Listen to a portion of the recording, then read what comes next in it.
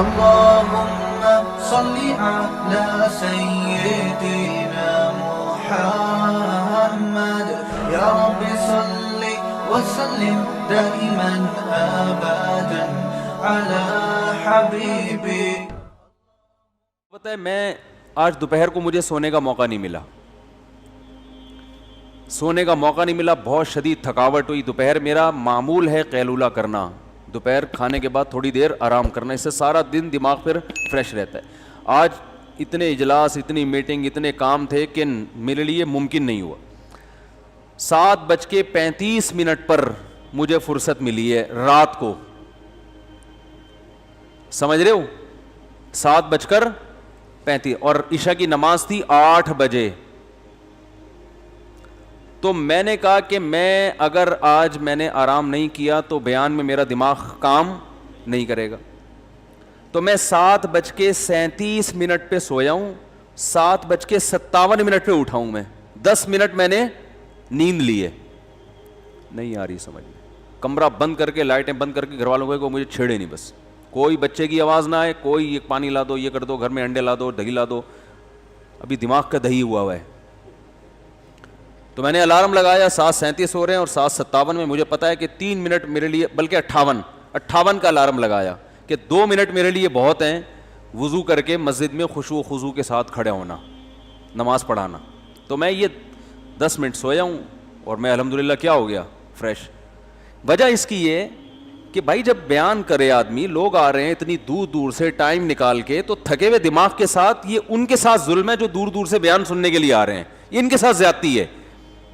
پھر نیٹ پہ لوگ سنیں گے, آپ تھکے ہوئے ہیں, دماغ کام نہیں کر رہا, کھوپڑی گھومی ہوئی, آپ پھر ادھر ادھر کی پھینکنا شروع کر دیتا ہے آدمی. میرے جس بیان میں آپ کو لگے نا مفتی صاحب پھینک رہے ہیں, سمجھ لو مفتی صاحب سوئے نہیں ہیں.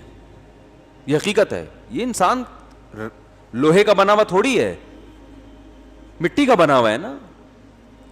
تو میں اتنا اہتمام کرتا ہوں جب بیان ہو پوری بیدار مغزی کے ساتھ, اور آپ نے اندازہ بھی لگایا ہوگا, پوری بیدار مغزی کے ساتھ. مجھے پتا ہو میں بول کیا رہا ہوں, اس کے سائیڈ افیکٹ کیا ہوں گے, اس پہ اشکالات کیا ہو رہے ہیں, ان اشکالات کے جوابات. اچھا میں ایک دفعہ اپنا بیان سن رہا تھا, ایک دفعہ نہیں کئی دفعہ سنا ہے, تو اس میں ایک چیز مجھے نظر آئی. میں بیان کر رہا ہوں تو مجھے اشکال ہو رہا ہے, یعنی میں اپنا بیان سن رہا ہوں تو مجھے اشکال ہو رہا ہے, یار میں نے یہ بیان کیا, اس پہ تو ایک اشکال ہوتا ہے. تو فوراً میں نے اس اشکال کو بیان میں خود ہی اٹھایا ہوا ہے, اس کا خود ہی جواب دیا ہوا ہے. ایسا درجنوں دفعہ ہوتا ہے اپنا بیان جب میں سن رہا ہوتا ہوں نا, تو جو اشکال میرے ذہن میں ہو رہا ہوتا ہے تو میں کہتا ہوں کہ مولانا صاحب یعنی میں صاحب وہی اشکال کر کے اس کا جواب دے کے اس پہ جو اشکال ہو رہا ہے وہی تو میں کہتا ہوں یار صحیح چل رہا ہے, مارکیٹ میں حساب کتاب کیا چل رہا ہے, صحیح چل رہا ہے, اشکال جواب سارے خود بخود ہی حل ہو رہے ہیں. تو اس لیے جب میں پوری بیداری کے ساتھ کوشش کرتا ہوں دماغ استعمال کروں, بیان کروں, تو مجھے آگے سے رسپانس بھی ویسا ہی چاہیے. ایسا نہ ہو کہ لگے کہ میں ٹی وی میں آ رہا ہوں, پروگرام دیکھ رہے ہیں آپ لوگ کوئی. تھوڑی دیر تو دین کی بات تو بڑی قیمتی بات ہے میرے بھائی, خدا کی قسم لا الہ الا اللہ, اس سے زیادہ قیمتی باتیں آپ دنیا میں کہیں سن نہیں سکتے. اس سے زیادہ کا مطلب قرآن سے زیادہ. میرے بیان کرنے میں غلطی ہو سکتی ہے, لیکن قرآن کی دعوت سے بڑھ کر دنیا میں کوئی دعوت ہے نہیں, چاہے میں ہوں یا کوئی بھی عالم ہو. اگر وہ قرآن کو ڈیفائن کر رہا ہے, اگر وہ دین کو ڈیفائن کر رہا ہے, تو اس کا مطلب وہ آپ کو آپ کا مقصد حیات بتا رہا ہے. یہ چیز گوروں کے پاس نہیں ہے. ابھی تھوڑی دیر پہلے 7:37 پہ کیوں اٹھاؤں, 7:15 بجے وہ انگریز خاتون آئی تھی جنہوں نے اسلام قبول کیا ہے, تو ان کو کلمہ پڑھانا وغیرہ وغیرہ ہوتے ہوتے 7:35 ہو گئے. اب مجھے بھاگنے کی جلدی تھی. اب میں تو نہیں یہ کر سکتا تھا نا ان کو بول دوں کہ بعد میں آئیں, وہ بیچاری اسلام قبول کرنے آئی ہے. تو وہ 7:37 پہ وہاں سے اٹھا ہوں میں. تو اب مجھے ایک بات بتاؤ, یہ واقعات میں جو بیان کر دیتا ہوں نا, وہ فلاں مسلمان ہوئی ہے اپریشیٹ کرنے کے لیے. اب مجھے ایک بات بتاؤ, ایک گوری وہ ایک مولوی کے پاس آ کے اسلام قبول کر رہی ہے, دعوت اس کو کسی اور نے دی ہے, میں نے نہیں دی دعوت, میرے تو پاس آ کے صرف کلمہ پڑھا ہے اس نے, دعوت اس کو جو بھی محرک ہے وہ تو کوئی اور ہے, یا خود اس نے اسٹڈی کی ہوگی, مجھے نہیں پتا وہ کیوں ہوئی, اس کی ریزن مجھے معلوم نہیں ہے. اس نے خود اسلام کا مطالعہ کیا یا یہ کہ اس نے کسی نے تبلیغ کی, یہ مجھے تفصیل معلوم نہیں ہے, میرے پاس ٹائم بھی کم تھا تو میں زیادہ ڈیٹیل میں گیا نہیں. لیکن ایک بات میں آپ لوگوں سے پوچھتا ہوں, یار آپ کے پاس دنیا میں کوئی ایسی چیز ہے جو گورا آپ سے لینے کے لیے آئے؟ گورا آپ سے کہ یار, آپ پاکستان سے کہ یار موبائل بنا کے دو یار ہمیں, اور مولویوں سے بولو وہ موبائل بنا کے دیں, تم لوگ موبائل بہت اچھا بناتے ہو, آئے گا گورا آپ کے پاس؟ چڈی بنیان بہت اچھا بناتے ہو آپ لوگ, ایک مثال دے رہا ہوں, آئے گا؟ وہ کہے گا آپ لوگ الو بہت اچھا بناتے ہو معذرت کے ساتھ. تو کون سی چیز ہے جو گورا ہم سے لے گا؟ کچھ ہے ہی نہیں. ہاں کچھ چیزیں ہیں, وہ سیالکوٹ میں کچھ کھیلوں کے سامان ہم اچھے بنا لیتے ہیں, وہ بھی گوروں کے دور سے ہم نے بنانا شروع کیے ہیں. گوروں نے ہی تھوڑا بہت کچھ سکھایا تھا فٹ بال بنانا, تو انہوں نے دیکھا یہ تو ہم سے زیادہ اچھا فٹ بال بنا لیتے ہیں, بہت اچھا, یہ بندے کی فٹ بال بنا لیتے ہیں, تو پھر وہ ویسے والی فٹ بال بھی بہت اچھی بنا لیتے ہیں. تو اب مجھے ایک بات بتاؤ, کچھ دن پہلے ایک امریکن انگریز آیا ہوا تھا, اس کا بھی میں نے یوٹیوب پہ ڈالی تھی ویڈیو, اتنی بڑی داڑھی اس کی, بالکل دیکھنے میں پٹھان لگ رہا ہے, شلوار پہنی ہوئی ہے, قمیض پہنی ہوئی ہے, رنگ گورا, تو ایسا لگ رہا تھا. میں نے کہا شاید کے پی کے سے کوئی آیا ہے, تو انگلش بولنا شروع کی, پتا چلا جی یہ تو یو ایس اے کا ہے, نیا نیا مسلمان ہوا ہے. وہاں یو ایس اے میں کسی پٹھان بھائی نے کے پی کے سے تعلق تھا ان کا, انہوں نے اس پہ محنت کی اور وہ کیا ہو گیا, مسلمان. تو بھائی وہ ورنہ ہمارے پاس ہے کیا؟ لیکن ایک چیز اگر گورا ہم سے لیتا ہے تو وہ کیا لیتا ہے؟ اسلام. یہ اس کے پاس, بولو بھائی, نہیں ہے, یہ ہے ہی نہیں اس کے پاس. اسلام لے گا آپ سے, مسائل آپ سے پوچھے گا. عربوں کو صبح و شام برا بھلا کہتے ہیں, لیکن جب اسلام لیں گے تو عرب کے پاس چلے جائیں گے, سعودیہ چلے جائیں گے, پاکستانی علماء کے پاس آ جائیں گے, ہندوستان کے علماء کے پاس آ جائیں گے. ہانگ کانگ میں مفتی اعظم ہیں یہاں پاکستانی, جو وہاں گورنمنٹ نے ان کو باقاعدہ مفتی اعظم بنایا ہوا ہے. روزانہ درجنوں اگر نہ بھی ہوں تو کچھ نہ کچھ غیر مسلم ڈیلی بیسس پر ان کے ہاتھ پہ مسلمان ہو رہے ہیں ہانگ کانگ میں, جو وہاں کے مقامی ہیں. کچھ چائنیز مسلمان دیے, تو اتنا تیزی سے اسلام پھیل رہا ہے نا کہ آپ کی سوچ ہوگی, اتنا اسپیڈ سے پھیل رہا ہے. لیکن یہ خبریں ان کو ہائی لائٹ نہیں کیا جاتا, بہت تھوڑی بہت بتا دیا جاتا ہے کہ جی اتنے لوگ مسلمان ہو گئے, لیکن زیادہ یہ چیزیں بتائی نہیں جاتی ہیں. تو آپ مجھے بتاؤ کہ اس کا مطلب کہ وہ گورا بھی مانتا ہے کہ یار یہ چیز ہمارے پاس نہیں ہے. تو آپ اتنے بھی خالی نہیں ہو جتنا آپ اپنے آپ کو سمجھتے ہو. بھائی کلچر آپ کے پاس ہے, لائف کیسے گزارنی ہے یہ آپ کو پتا ہے. گورے کا کوئی ویژن ہی نہیں ہے. دیکھو ایک بات خوب اچھی طرح سمجھ لو, کسی کے لائف اسٹائل کو دیکھ کے متاثر نہ ہو, اس کے ویژن کو دیکھ کے متاثر ہوا جاتا ہے. ایک آدمی کا لائف اسٹائل بہت اچھا ہے, بہت محنت کر رہا ہے, وہ رات کو جلدی سو جاتا ہے, وہ صبح 4 بجے اٹھ کے جاگنگ کرنا شروع کرتا ہے جیسے چائنیز کرتے ہیں, ہارڈ ورکنگ, بہت محنت, کھانے پینے میں احتیاط, یہ اچھی بات ہے. لیکن ایک آدمی یہ سب کچھ کر رہا ہے, محنت کرتا ہے, ایکسرسائز کرتا ہے اور ٹریننگ لیتا ہے اور بہت زبردست طریقے سے, لیکن وہ یہ سب اس لیے کر رہا ہے کہ وہ ایک بہت بڑا اسمگلر ہے. ایک مثال دے رہا ہوں, اس کو یہ سارے کام کرنے کے لیے اپنی صحت کو مینٹین رکھنا پڑتا ہے. اس کی اکثر بارڈر پہ فوجیوں سے لڑائی ہوتی ہے, صحیح ہے نا بھائی. دیکھو دنیا میں محنت کے بغیر تو چور بھی کامیاب نہیں ہوتا نا, محنت اور کچھ نہ کچھ اپنی لائف میں مینجمنٹ تو لانی پڑتی ہے. ڈاکو کو بھی لانی پڑتی ہے.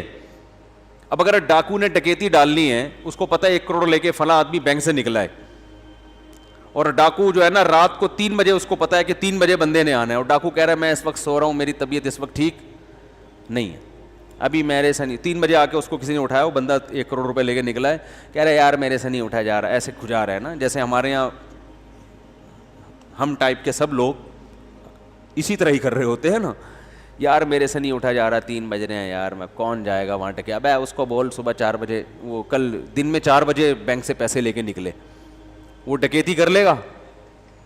بھائی ڈاکو تو اتنا دماغ کا تیز ہوتا ہے نا, وہ صبح ممکن ہے 2:30 بجے نہائے اٹھ کے, اور اپنا حلیہ بھی چینج کرے کہ شکل سے میں ڈاکو نہ لگوں, کیپ پہنے, چشمہ لگائے, ٹھیک ہے نا, 3 پیس سوٹ, ٹائی, سب کچھ کر سکتا ہے وہ. اور اٹھ کے بھاگا بھاگا جائے. بہادر ہونا بھی ضروری ہے اس کے لیے. کتنی بیدار مغزی کے ساتھ بندے کو ٹریس کرے گا, کہاں جا کے اس کو روکنا ہے, کہاں پکڑنا ہے. تو اب دنیا میں ہے ایک نمبر کا چور, جہنمی, مرے گا جہنم میں جائے گا. ہمارے ہاں نا لوگوں کے ظاہری ایٹیٹیوڈ کو, ظاہری چال ڈھال کو, ظاہری لائف اسٹائل کو دیکھا جا رہا ہے. یہ بہت بڑا فالٹ ہے ہمارے معاشرے میں. ایک نمبر کا کوئی چور ہوگا, کپڑے اچھے ہیں, بات چیت کرنے کا سلیقہ ہے, تمیز ہے, نہاتا دھوتا ہے, ویل ڈن, بہت اچھا آدمی ہے. تو بھائی مجھے ایک بات بتاؤ, گورے کے پاس کوئی ویژن ہی نہیں ہے. انسان کی پہچان اس کے مقصد سے ہوتی ہے, اس کا ویژن کیا ہے. اس ویژن پر وہ کچھوے کی چال کر کے بھی اگر پہنچ رہا ہے نا, تو وہ اس شخص سے اچھا ہے جو خرگوش کی رفتار سے دوڑ رہا ہے مگر اس کا ہدف صحیح ہے نہیں. گورے کا مقصد عیاشی ہے, یہ ویژن ہی ٹھیک نہیں ہے. عیش و عشرت کی زندگی گزارنا ہے, تو عیش و عشرت کی زندگی گزارنے کے لیے اگر آپ صبح 4 بجے اٹھتے ہو کہ میری صحت بھی اچھی رہے اور میں فٹ فاٹ اور بالکل نہ مجھے شوگر ہو نہ بلڈ پریشر ہو, تاکہ میں زیادہ سے زیادہ عیاشی کر سکوں, تو اللہ کی نظر میں اس 4 بجے اٹھنے کی کوئی ویلیو نہیں ہے. یہ تو عیاشی کے لیے بھائی. تو عیاشی انسان کا ہدف اگر بنے گا, انسان کا گول عیاشی ہے, تو پھر اس عیاشی کو حاصل کرنے کے لیے آپ ایکسرسائز بھی کریں, جاگنگ بھی کریں, آپ کا اخلاق بھی اچھا ہو تاکہ لوگوں سے آپ کے تعلقات اچھے ہوں. تو یہ دنیا ان چیزوں سے متاثر ہوتی ہے. لیکن عقل مند آدمی کہے گا بھائی تو یہ سارے کام کر کیوں رہا ہے, کر کیوں رہا ہے تو یہ سارے کام, پہلے وجہ تو بتا. ریزن اگر صحیح نہیں ہوگی تو یہ قابل احترام نہیں ہے. اور ایک آدمی کا ہدف صحیح ہے لیکن اس ہدف تک پہنچنے کے لیے اسٹائل ٹھیک نہیں ہے, اس کا اسٹائل ٹھیک نہیں ہے.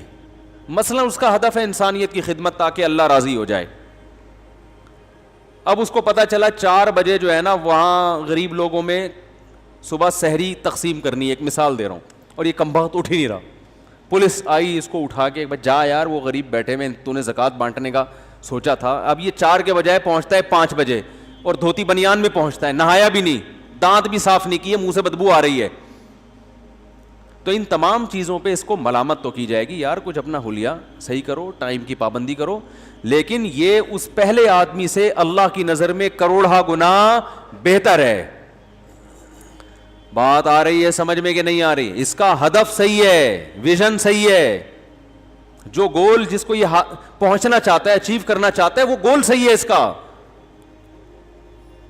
ایک آدمی چرس کا بزنس کر رہا ہے بڑی ایمانداری سے, پوری کمپنی ہے چرس کی اس کی نا.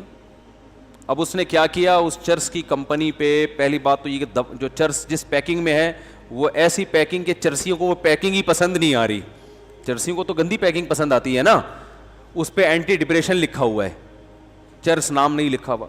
پھر جتنی کمپنی میں صبح صبح صفائی ہوتی ہے, اسپرے ہوتا ہے, اور سینیٹائزر سے سب کے ہاتھ صاف کیے جاتے ہیں تاکہ کرونا نہ ہو, سوشل ڈسٹینس, ڈسپلن انتہائی درجے کا. کمپنی کا مینیجر ٹائم پہ پہنچتا ہے. یہ میں بڑی خاندانی مثال دے رہا ہوں اگر سمجھ میں آ جائے. مینیجر ٹائم پہ پہنچتا ہے, سارے ملازمین اپنی اپنی ذمہ داریاں پوری کر رہے ہیں. جو چرس کو کوٹنے والا ہے وہ ٹائم پہ آ جاتا ہے, وہ ڈنڈی نہیں مارتا. ایسا نہیں کہ 3 پڑیا کے بعد 1 پڑیا اپنی جیب میں, ایسا بھی نہیں ہے.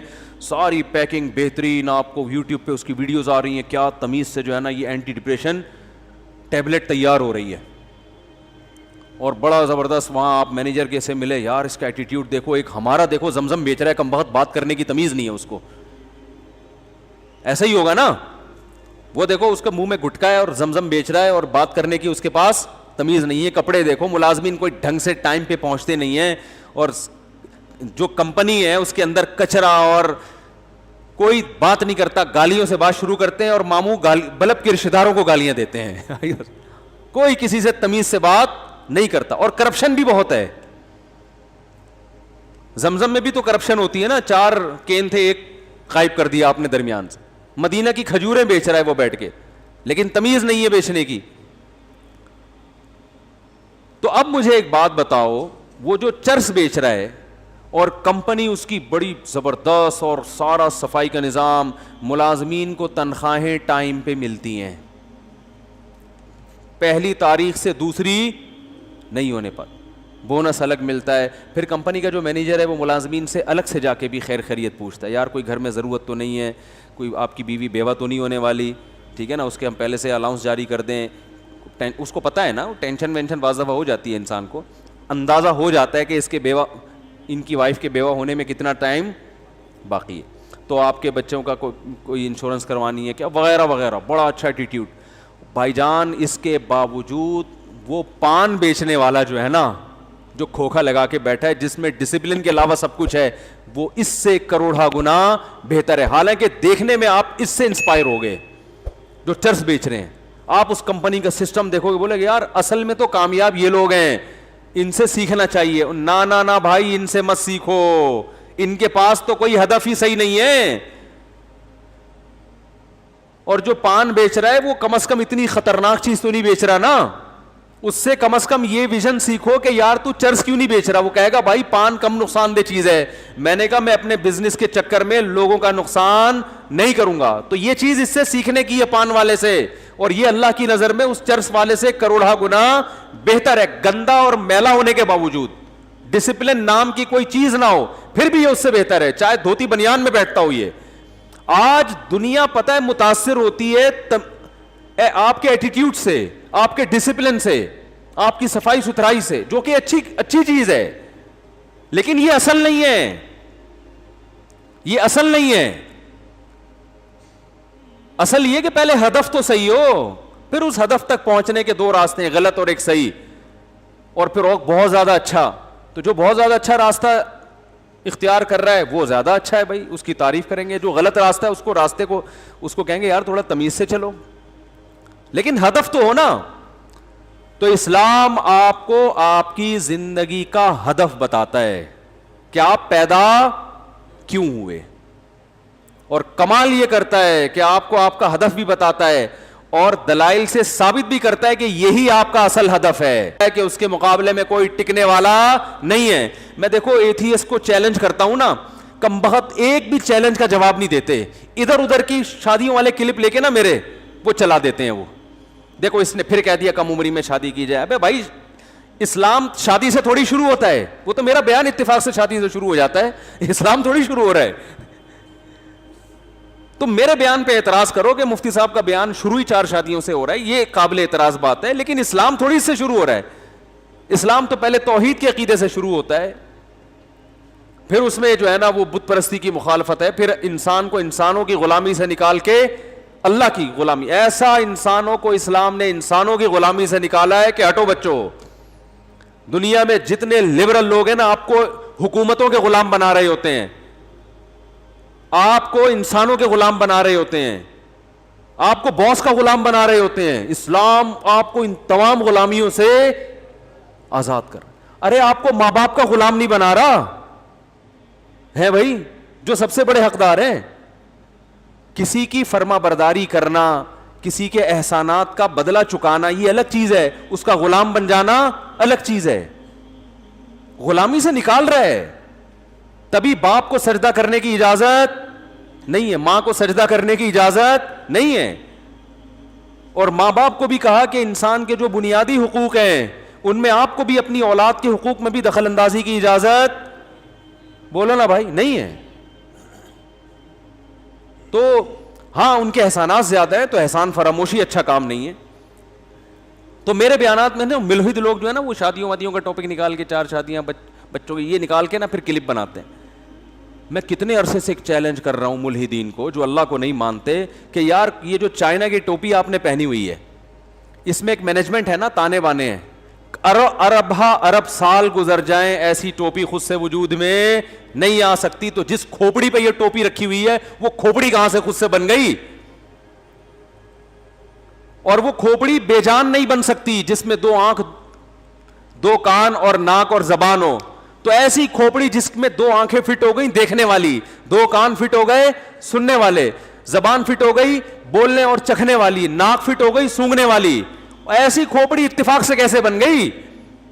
کمال کی بات ہے, یہ ملحد کبھی اس کے دلائل نہیں دے گا کہ یہ چائنا کی ٹوپی اتفاق سے بن سکتی ہے, لیکن جو کھوپڑی یہ ٹوپی پہن کے گھوم رہی ہے اس کو ٹوپیاں کرا رہا ہے کمبخت, ٹھیک ہے نا, اور اسی کھوپڑی سے کرا رہے جو کھوپڑی اللہ نے بنائی ہے. یہ بھی نہیں دیکھتا کہ میں جو اتنا سوچ رہا ہوں نا یہ خود سے نہیں بن گیا, یہ دماغ کیسے فٹ ہو گیا, یہ خود بخود کیسے فٹ ہو گیا بھائی اس کھوپڑی کے اندر. اتنا ذہین دماغ جو آج تک اپنے آپ کو ڈیفائن نہیں کر سکا ہے کہ میں ہوں کیا. ان چیلنجوں کا جواب ان کمبختوں کے پاس نہیں ہے, ادھر ادھر کی پھینکتے رہیں گے. وہ آئنسٹائن نے یہ کہہ دیا تھا, وہ ایسی تھیوریز میں آپ کو ڈالیں گے بھرم بازی کے لیے. حالانکہ سائنسدانوں میں بھی اکثر خدا کے وجود کے قائل ہیں, خود آئنسٹائن بھی خدا کے وجود کا قائل تھا. میں ایک دفعہ یونیورسٹی میں بیان کیا تو اس میں آئنسٹائن کی عبارت پڑھ کے سنائی تھی. اس سے لوگوں نے پوچھا, اس نے کہا میں مانتا ہوں کوئی اس کائنات یہ بغیر کسی بنانے والے کے بن نہیں سکتی. کچھ ایک سائنسدان ہیں جن کی کھوپڑی صحیح کام نہیں کر رہی, انہوں نے انکار کر دیا. تو اور ظاہر ہے جیسے ڈاکٹروں میں 1 نمبر بھی ہوتے ہیں 2 نمبر بھی ہوتے ہیں, مولویوں میں بھی 1 نمبر بھی ہوتے ہیں 2 نمبر بھی ہوتے ہیں, سیاستدانوں میں 1 نمبر بھی 2 نمبر بھی, حکیموں میں 1 نمبر بھی 2 نمبر بھی, تو سائنسدانوں میں بھی 1 نمبر بھی ہوتے ہیں اور 2 نمبر بھی ہوتے ہیں. یہ کوئی ایسا نہیں ہے دنیا میں کہ سائنسدان کی زبان سے نکلے ہوئے الفاظ وہ جناب ایسے خوبصورت الفاظ ہیں کہ اب وہ انسانیت کے لیے مشعل راہ بن گئے اور اب اس کو کوئی چیلنج نہیں کر سکتا. اور بار بار یہ بات میں ریپیٹ کرتا ہوں, ڈاروین کی تھیوری یہ تھیوری ہے, یہ ریسرچ نہیں ہے. یہ سائنسدان خود مانتے ہیں کہ نظریہ ہے کہ اگر خدا کو نہ مانا جائے تو پھر شاید ایسے بنی ہوگی کائنات. اگر بالفرض نہ مانا جائے اللہ کو تو پھر شاید ہو سکتا ہے اس طرح بنی ہو. یہ ریسرچ ہی نہیں ہے. جو ریسرچ نہیں ہے اس کو اٹھا کے آپ نے ساری دنیا پہ تھوپ دیا اور خدا کا انکار کر کے انسانوں کو درندہ بنا دیا. کیونکہ آپ اپنی ڈکشنری سے اگر خدا کو نکال دو گے تو پھر صرف خدا نہیں نکلے گا, خدا سے متعلق جتنے احکام ہیں وہ سارے ختم. خدا نکل گیا تو اس کا مطلب اسلام گیا, قرآن گیا, رسول گئے, سارے پیغمبر, تعلیمات سب. انسان جب اتفاق سے وجود میں آیا ہے تو اتفاق سے بنی ہوئی چیزوں کا کوئی ویژن بولو نا نہیں. وہ تو گدھے گھوڑوں کی طرح زندگی گزارتے ہیں, صبح اٹھے جدھر منہ مار لو جا کے, بس عیاشی عیاشی عیاشی عیاشی عیاشی, عیش و عشرت. اور جب بڑھاپے میں عیاشی کا ٹائم مارکیٹ سے شارٹ ہونا شروع ہوتا ہے, ختم, تو پھر ڈپریشن. اکثر تو ان میں آپ کو پتہ ہے رپورٹ ہے کہ خودکشی کرنے والوں میں زیادہ تر ایتھیسٹ ہوتے ہیں. اور یہ لبرلزم جو پھیل رہا ہے نا ہمارے معاشرے میں, جو ہمارے نوجوان لڑکے لڑکیاں ان پروفیسروں سے متاثر ہیں جو اسلام کے خلاف باتیں کرتے ہیں, ان کو میں آپ کو ایک بات بتا دوں کہ آخرت تو تباہ ہوگی, آپ کی دنیا کا بیڑا غرق سب سے پہلے ہوگا. دنیا میں اس سے بڑی انسان کو ڈپریشن نہیں ہے کہ وہ اللہ کا انکار کر دے. اس کے بعد جو لائف گزرتی ہے نا, کیا کریں, بات سے بات نکلتی ہے. قیام و طعام چل رہا ہے نا, وہ ہوٹل والا بعض دفعہ رائتا بھی لے آتا ہے, چٹنی بھی لے آتا ہے, تو قیام و طعام میں تو ہوتا رہتا ہی ہے. وہ ایک دفعہ میں اکثر یہ واقعہ بتاتا ہوں, ایک صاحب کانچ کے برتن بیچ رہے تھے اور پوٹلے میں بند کر کے, جیسے گلی میں ہوتے ہیں نا پھر رہے ہوتے ہیں. تو ایک صاحب کی عادت تھی جب بھی کسی چیز کے بارے میں پوچھتے تھے یہ کیا ہے تو ٹھوکر مار کے پوچھتے تھے. تو اس بیچارے بیوپار نے وہ کانچ کے برتن نیچے رکھے, سیٹھ صاحب نے کہا کہ رکھ دو. اس کو نہیں پتا تھا سیٹھ صاحب کو کہ اس کے اندر کانچ ہے. تو ٹھوکر ماری, بولا یہ کیا ہے, تو کہتے ہے نہیں تھا ہے نہیں تھا, ختم, اب کچھ بھی نہیں ہے. تو بات کیا چل رہی تھی؟ ہاں, تو اب وہ جو ایک آدمی کو چمگادڑ کھانے سے یا پتہ نہیں کس چیز سے, ڈاکٹروں کو پتا ہوگا, بعض کہتے ہیں چمگادڑ کھانے سے ہوا ہے, تو وہ گلے ملا اور اس کو کسی سے ملنے کے قابل نہیں چھوڑا. لیکن اس کو بھی تو بعد میں پتا چلا, 15 دن بعد پتا چلا ہوگا مجھے کرونا ہو گیا, تو وہ بھی 20-25 لوگوں سے گلے ملا اور جو جس سے ملتا رہا ہوتے ہوتے آج پوری دنیا میں کرونا پھیل گیا ہے. تو بالکل اسی طرح لوط علیہ السلام کی قوم سے پہلے ہزاروں سال تک لڑکوں سے بدفعلی کا کوئی تصور تھا ہی نہیں. لوگ جانتے ہی نہیں تھے یہ بھی کوئی چیز ہے. بھئی اللہ نے مرد اور عورت کو ایک دوسرے کے لیے بنایا نا, جانوروں میں بھی ایسا ہی ہے کہ مرد اور عورت ایک دوسرے کے لیے, تو کوئی بھی نہیں کرتا تھا. علماء نے, مفسرین نے لکھا ہے کہ شیطان ایک بچے کی شکل میں آیا اور ورغلایا کسی کو, اور اس کی طبیعت مائل نہیں ہوئی, لیکن شیطان نے اسے یہ کام کروایا, اور بالآخر آہستہ آہستہ جس نے یہ کام کیا اس کے دل سے غیرت نکلتی چلی گئی. وہ گندگی جو کروڑوں روپے دے کے بھی انسان اس پہ آمادہ نہیں ہوتا نا. ظاہر ہے جس کو نہیں پتا نا ان چیزوں کا, اس کو کروڑوں روپے بھی دیں اور کہیں کہ کسی سے ایسا ریلیشن قائم کرو, کہے گا بھائی یہ ممکن نہیں ہے, دل مائل نہیں ہوگا اس کا اس طرف.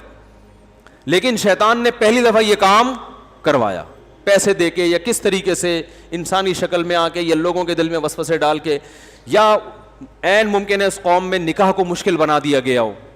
تو پہلی دفعہ جس نے کیا دل پہ پتھر رکھ کے, طبیعت مائل نہیں, حالانکہ وہ غیر مسلم تھے لیکن اس کے باوجود, غیر مسلم ہونے کے باوجود اس کی طبیعت اس کی طرف مائل نہیں ہو رہی تھی کہ یہ انسان کے کرنے کا کام نہیں ہے.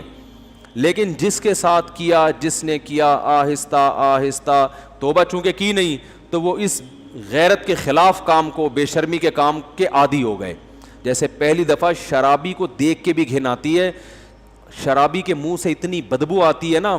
مجھے تو اللہ کا شکر ہے تو شرابی ہمارے معاشرے میں نظر نہیں آتے اتنے, لیکن کبھی کوئی بھولا بھٹکا نظر آ جائے تو ہم کافی لمبی دور سے نکل جاتے ہیں, ہمیں پتہ ہے بدبو آ رہی ہوگی, گھن آتی ہے اس سے. اللہ ہم سب کو بچا کے رکھے, ہمارا کمال نہیں تو اللہ نے ہمیں بچایا ہوا ہے. تو آپ بتاؤ وہ بوتل منہ سے کیسے لگا لے گا جس میں بدبو آ رہی ہے, لیکن پہلی دفعہ نہ چاہتے ہوئے لگاتا ہے اور پھر عادت پڑ کے پھر اس کی لت پڑ جاتی ہے. تو اسی طرح میرے بھائی ہر گناہ میں یہ مسئلہ ہے. تو جب یہ گرل فرینڈ بوائے فرینڈ کا سسٹم ہندوؤں میں آیا, عیسائیوں میں آیا, یہ ایسے ہی نہیں آ گیا, پہلی دفعہ کسی نے غیرت کی قربانی دی ہے اور آہستہ آہستہ معاشرے میں پھر ڈیبیٹ ہوئی, اس کو پھیلایا گیا, ہوتے ہوتے سب اسی کلچر کے. پھر میرڈ لائف اور بغیر شادی کے لائف میں کوئی فرق نہیں, بلکہ شادی شدہ لائف کو لوگ بیوقوف سمجھنا شروع کر دی. اب گدھے گھوڑے ہوتے ہیں نا, گدھے گھوڑوں کا یہی ہے, تھوڑی دیر کا ایک ان کا ریلیشن ہوتا ہے, اس کے بعد وہ الگ, خواہش پوری ہوئی چھوڑ دیا اس کو. کچھ تھوڑا سا زیادہ ایگریمنٹ ہو جاتا ہے, کسی کا 6 مہینے کا, کسی کا سال کا, لیکن یہ کوئی لیگل تو نہیں ہے نا, لیگل تو نہیں ہے نا. بوائے فرینڈ باپ تو نہیں ہوتا نا, باپ تو وہی ہوتا ہے جس کی بیوی ہو اور اس سے اولاد پیدا ہوئی ہو. وہ الگ بات ہے, انہوں نے بوائے فرینڈ کو بھی باپ قرار دے دیا ہے, تو قرار دینے کو تو کچھ بھی گورنمنٹ کی طرف سے پابندی نہیں ہے. لیکن سوال پیدا ہوتا ہے پھر اس میں اور لیگل باپ میں فرق کیا ہے. تبھی اسلام نے ایک دو ٹوک بات کی ہے, بھائی جو بوائے فرینڈ ہے وہ باپ نہیں ہو سکتا. باپ کون ہوگا؟ الولد للفراش. رسول اللہ صلی اللہ علیہ وسلم کی صحیح حدیث ہے, جس کی بیوی کے ہاں بچہ پیدا ہوگا تو اس عورت کا شوہر اس بچے کا باپ ہوگا, بوائے فرینڈ باپ نہیں ہو سکتا. کہیں بھی کاغذ میں اس کا نام اسلام ڈالنے کے لیے تیار نہیں ہے, ورنہ لیگل انلیگل میں فرق ختم ہو جائے گا نا. تو اللہ, میں مثال دے رہا تھا کہ اللہ تعالیٰ نے قرآن میں دلائل کے انبار لگا دیے ہیں, تو وہ بس بات کو ختم کرتا ہوں, پھر وہی افنجعل المسلمین کالمجرمین پہ آج بھی ختم ہو گئی آیت. تو پھر اگلے ہفتے آگے چلیں گے انشاءاللہ. اگلے ہفتے یہ والی آیت پڑھوں گا ہی نہیں, آپ نے یاد دلانا ہے, اگلی والی آیت پڑھنی ہے اگلے ہفتے. تو اب بات چلی ہے, تو انسان موت کے بعد کی زندگی کو کیوں نہیں مانتا؟ اس لیے کہ وہ کہتا ہے کہ مرنے کے بعد جب مٹی ہو کے ختم ہو جائیں گے تو دوبارہ زندہ کیسے ہوں گے, یہ بات ساڈی عقل وچ نہیں آتی. تو ختم, بس فنش. ان ہی الا حیاتنا الدنیا نموت ونحیا. مشرکین کہتے تھے بس یہی دنیا کی زندگی ہے, مریں گے جئیں گے, اور ککھ بھی نہیں ہے, کچھ بھی نہیں ہے, ختم, فنش. تو عقل سے بالا تر ہے, بعید ہے. تو اللہ نے کیا کیا, اللہ نے کیا جواب دیا؟ فرمایا دو چیزوں پہ غور کرو. نمبر 1, یہ تمہاری عقل میں نہیں آ رہا کہ مر کے مٹی ہو کے ختم ہو جاتے ہیں, تو یہ کیسے عقل میں آ رہا ہے کہ اگر واقعی ختم ہی ہونا ہے تو اس کا مطلب اچھے اور برے کیا ہیں؟ برابر. پھر تو کوئی اچھا, حالانکہ ایک آدمی بوڑھے باپ کی خدمت کر رہا ہے, ایک انسانیت کی خدمت کر رہا ہے, ایک جو ہے وہ ایسے کام کر رہا ہے جس کو ساری دنیا اچھے کہتی ہے, وہ جت گیا اس میں. اور ایک آدمی ایک نمبر کا فراڈی, ہزاروں انسانوں کا قتل کر دیا اس نے, لیکن انجام دونوں کا کیا ہوگا؟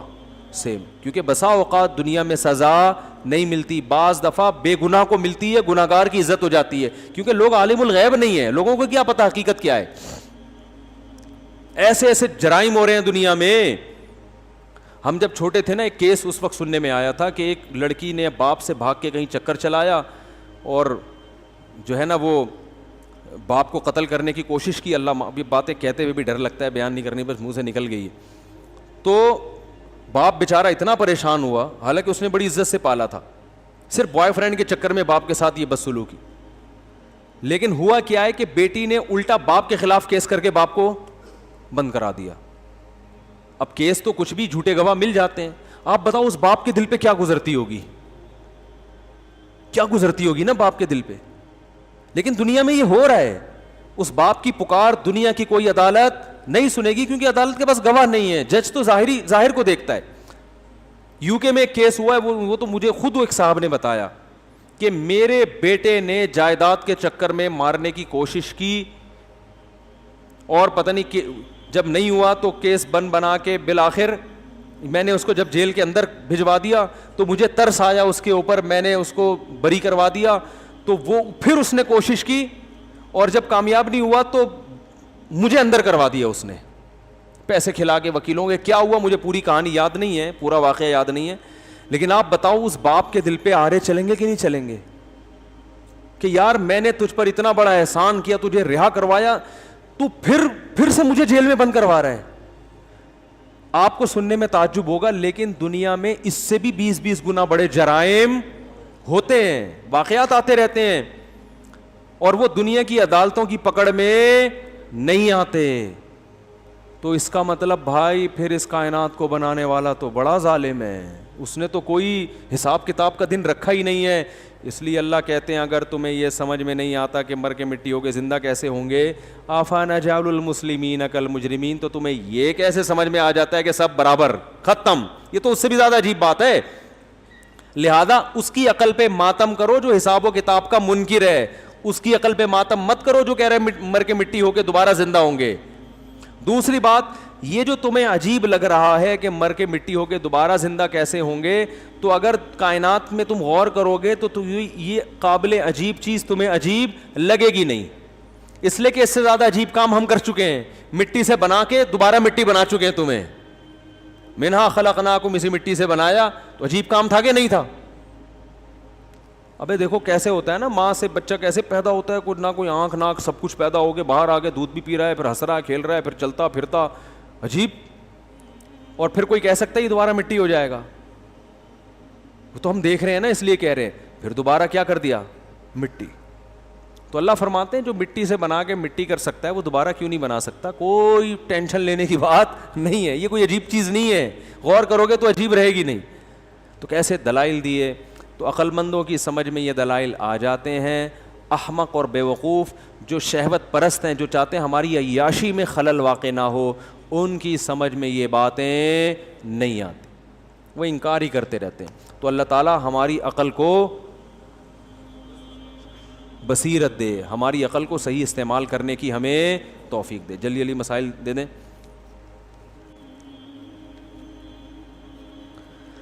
جب الکوہل کو پرفیوم میں ملایا جاتا ہے تو الکوہل کی اصل حالت نہیں رہتی, تو کیا پرفیوم لگانا جائز؟ اصل حالت رہے تو بھی پرفیوم لگانا جائز ہے. الکوہل کا بیرونی استعمال بالکل جائز ہے.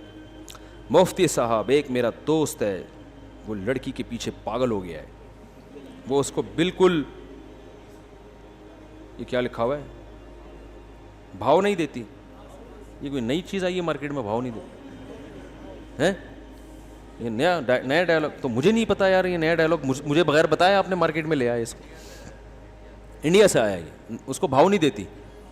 اچھا اب آ گیا تو بس آ گیا. تو بھائی وہ اس لیے بھاؤ نہیں دے رہی کہ تم پاگل ہوئے, وہ پاگل تھوڑی ہوئی ہے, ٹھیک ہے نا, تم پاگل ہوئے ہو, وہ پاگل نہیں ہوئی. تو اس کو چاہیے کہ بھاؤ بالکل بھی نہ. اور ایسے لوگ کہیں اچھی جگہ شادی کر لینا تو ان کی کھوپڑی دوبارہ سیٹنگ پہ آ جائے. یہ سارے فسادات ہیں نکاح نہ کرنے کے, شادی نہ کرنے کے عذابات ہیں, اور دنیا اس کا یہ حل نہیں بتاتی, حالانکہ اس کے علاوہ کوئی حل ہے نہیں. تو اس لیے نکاح کرو بھائی.